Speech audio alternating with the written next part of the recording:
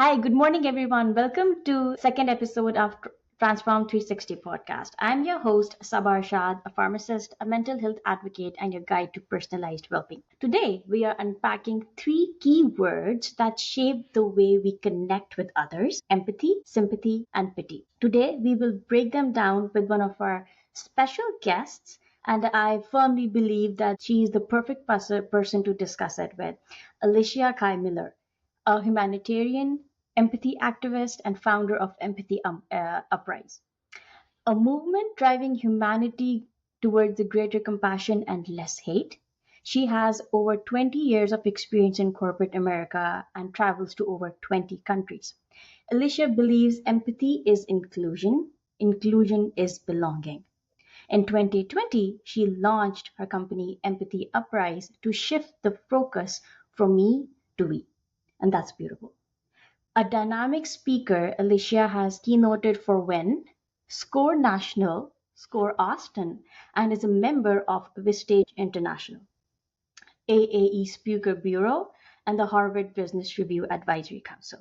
And she has been featured in Inc. magazine and Vistage Research and Insights. She's also a podcast host. The name of her podcast is Solidarist, and it's a video cast that tackles societal challenges. She also holds a master's degree in leadership and change.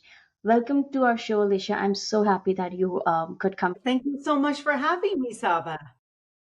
First, I would like you to discuss, in simple words, what does empathy mean, what is sympathy, and what is pity? If you can give us some basic terminologies or maybe just easy to understand explanations that people can actually understand what these words mean. Thank you for the opportunity. I view pity, sympathy, empathy, and compassion on a spectrum. And so, if we think about the overarching feeling that we get to, which is compassion, underneath that would be pity, which is the furthest one out. And pity is you're kind of putting your toe into the water of feeling. And if you think about pity, it's really feeling sorry for someone. And if we look at it in that viewpoint, most people don't want us to feel sorry for them. So then as you move along the spectrum, then you get to sympathy. And with sympathy, we are feeling for people. So we're a bit more in tune with what someone is going through. But then we get the next stage in our spectrum would be empathy. And empathy is actually feeling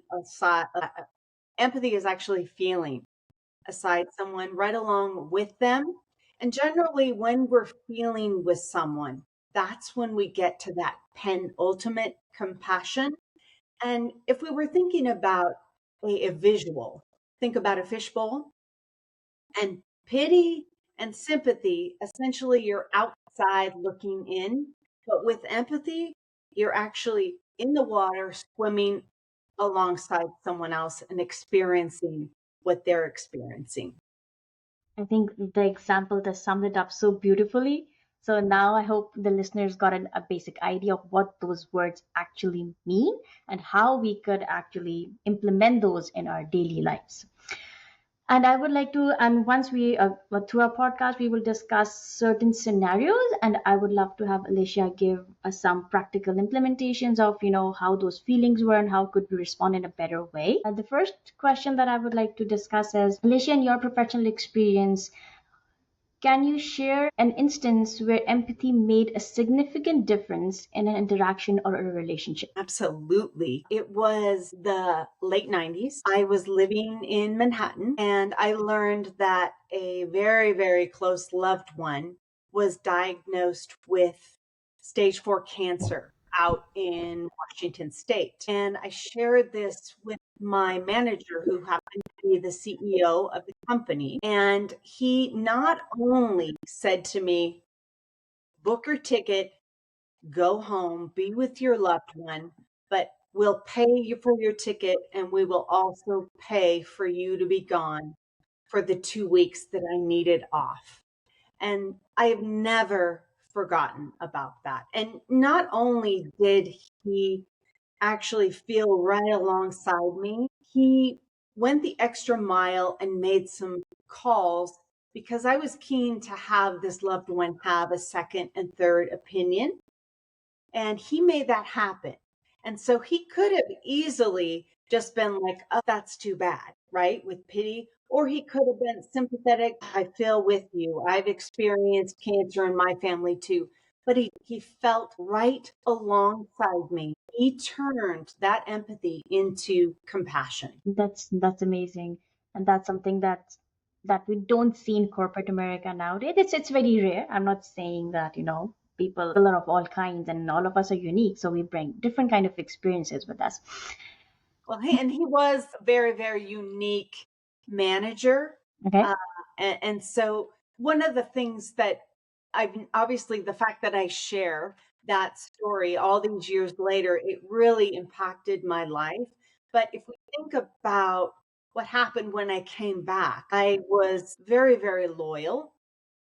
And I wanted to work even harder because he trusted me enough to say, you know what, go off for those 2 weeks. And he acted on his empathy. And that makes all the difference in our lives and our work in our communities when we're treating one another with compassion.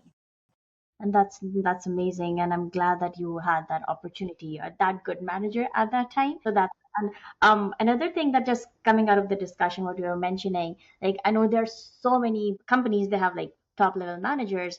So is empathy, so do you go to these organizations and teach them about empathy and those different scenarios, because our people need some kind of example, like practical examples where they can understand where do they have to implement empathy, where do we stand in terms of sympathy, like when do we need to step in and get out, and then we're not overstepping boundaries. Well, and I do, as you said, my services are 16 seminar and Hmm. Hmm. And I do go, obviously, having over 20 years of experience in corporate America. That is what I go into. And the thing I want to remind everyone with this spectrum of responses is that it doesn't mean that we're a doormat. That's not what empathy is. What empathy is the ability to understand and share the feelings of another. And essentially, we don't have to agree, but we need to know where someone is coming from. And that's what my work really digs into, that power. But if we're dismissing people, not acknowledging what they may be going through, then essentially you're going to have a workforce that is either going to walk out and leave, or their productivity is going to really, really come down low.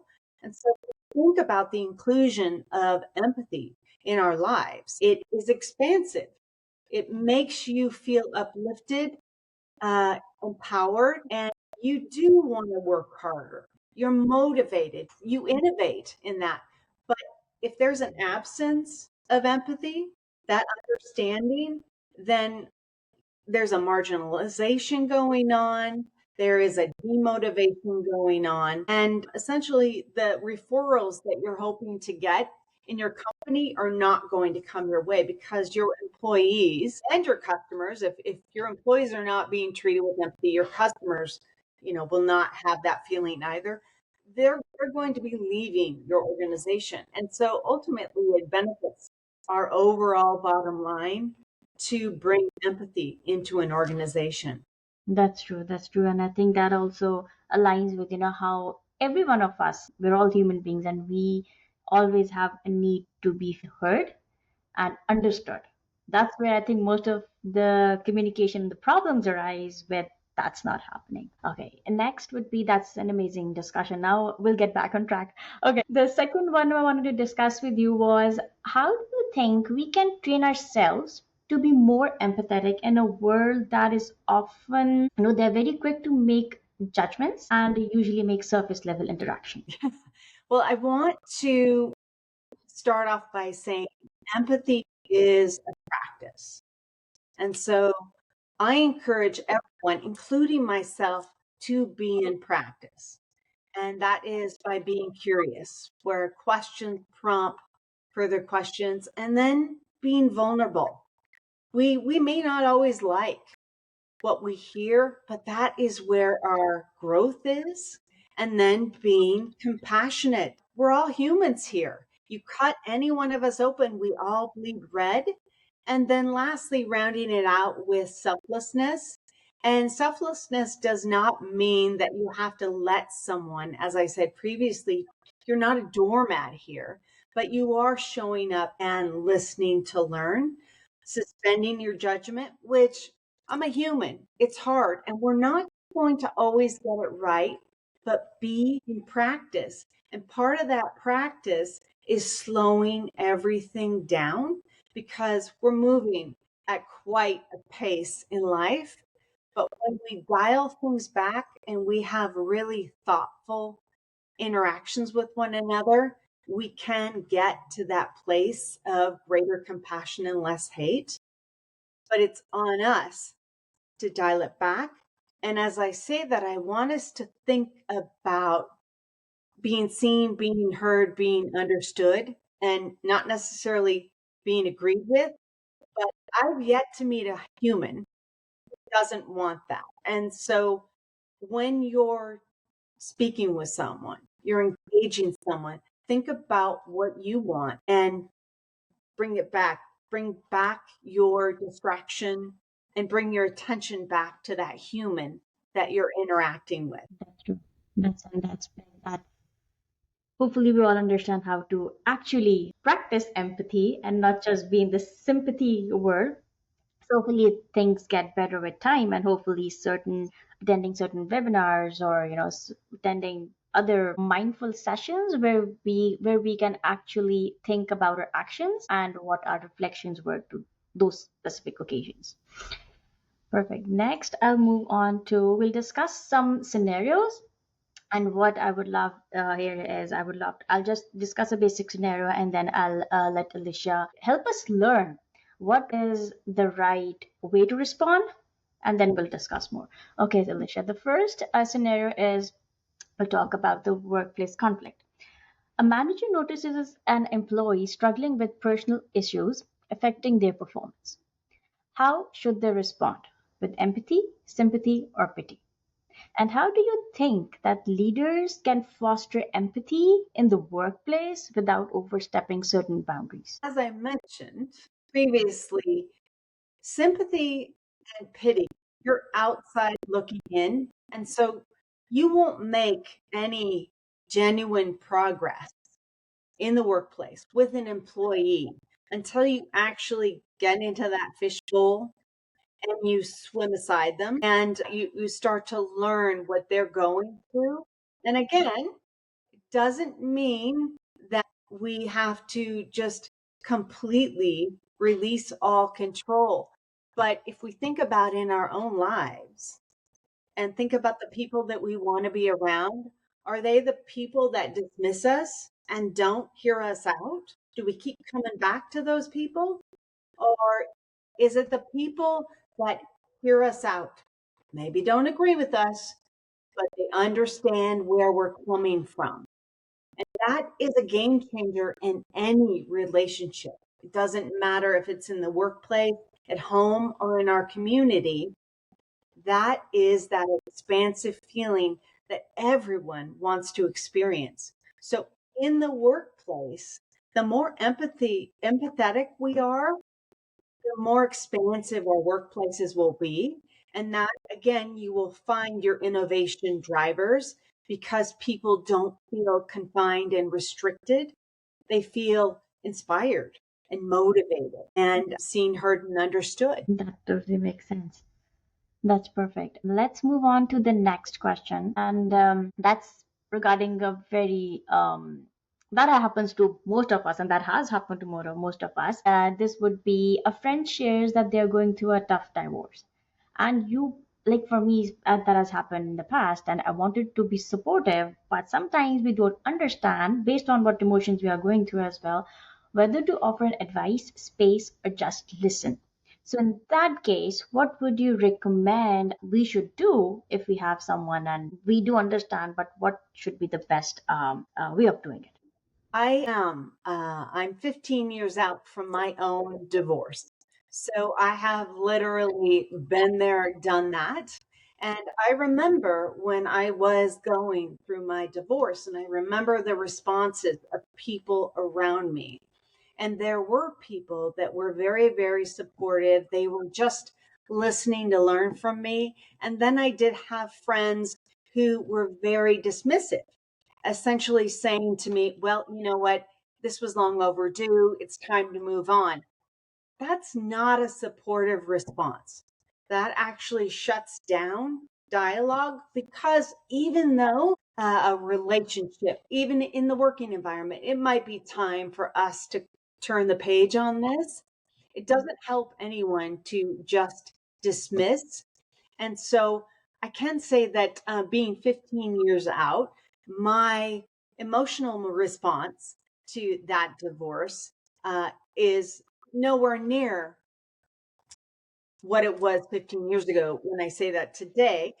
But I will say that I had a friend, I will say that I have a friend, and she not too long ago shared that she was going through a divorce.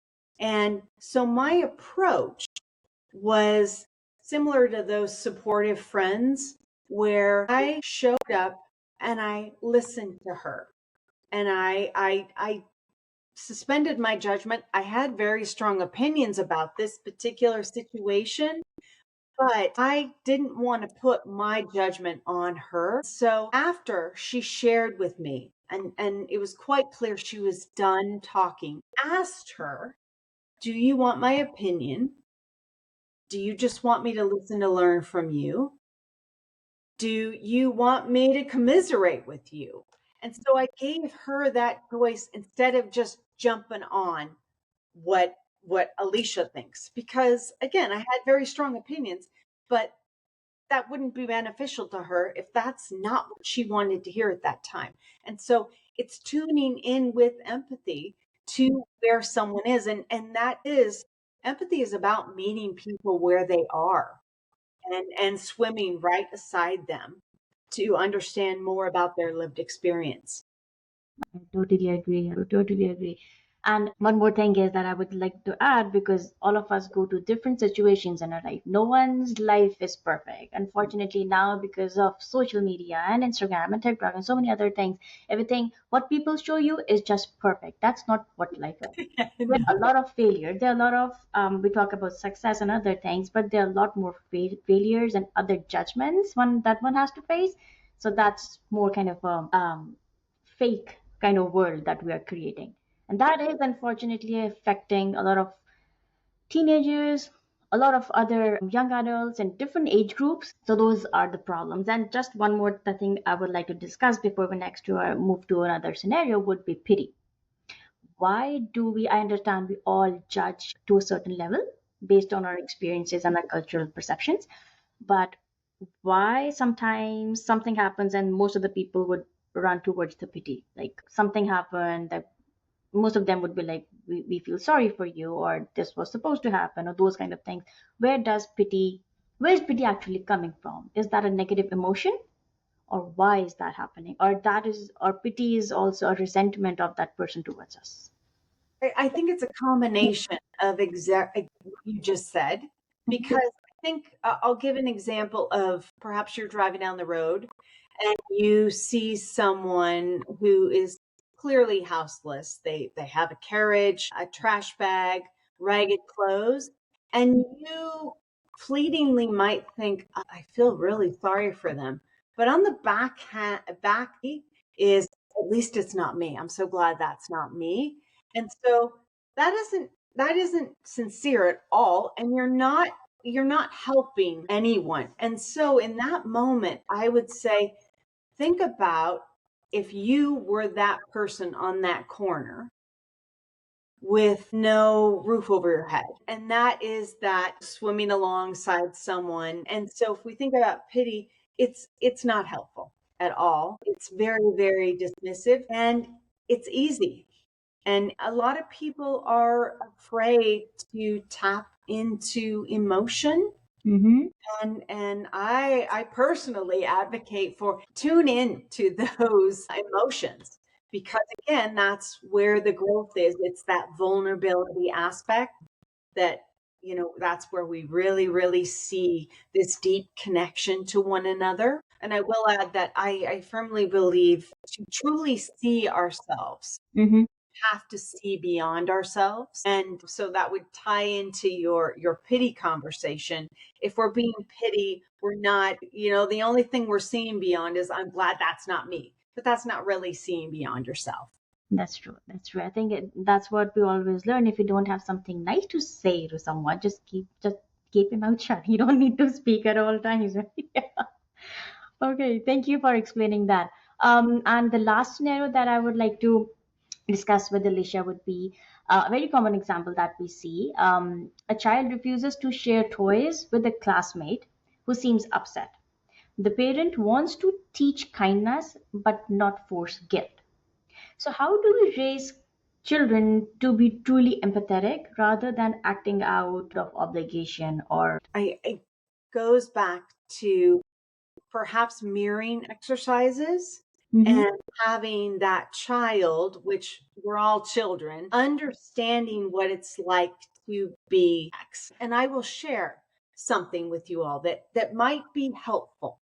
And this is my 7-year-old self. This is a truth tell. Mm-hmm. I learned that my schoolmate's house burned down in a fire. Mm-hmm. And I could not relate to the fire because I'd never been through that. I had a lot of loss by 7, but it was a different kind of loss. But I could relate to what it was to be cold, because it was Washington State, it was February, it was cold. And so I asked my mom to break open my piggy bank, because I felt that if I had a winter coat, my schoolmate should have one too. And that was where I took empathy, the understanding of what it was to be cold, and turned it into compassion. And I feel like with children and adults, using those kind of examples really, really makes empathy a lot more tangible, to turn it into compassion, because I think we are more inclined to be compassionate with people that we really know. I suggest getting to know people that you don't know, because in that unknowing, I guarantee those strangers will become your friends. And so all of that teaching, that 7-year-old self teaching, is akin to what you're suggesting, Saba, about showing children what it's like when, if that child wasn't sharing their toy with them, how would they feel? And so it's, we have to think about that. And a lot of times we don't want to, because it's uncomfortable. But again, that's where our growth is. That's true. And thank you for sharing that memory of yours and how you practiced empathy at such a young age. So that's amazing, and I hope our listeners will understand how to practically implement empathy, sympathy, and pity in those different categories. And we must know that a response to others' pain speaks volume about our ability to connect. And as we wrap up today's episode, the key takeaway is empathy fosters healing, sympathy offers comfort, and pity can sometimes create barriers. I really want to thank Alicia today. It was an awesome discussion. And for all the listeners out there, I encourage you to reflect. How do you respond to the struggles of others? Are you actually practicing true empathy? Or are you just staying on the surface with sympathy and pity? If you enjoyed our today's conversation, don't forget to subscribe, share, and leave us a review. Until next time, take care and stay balanced.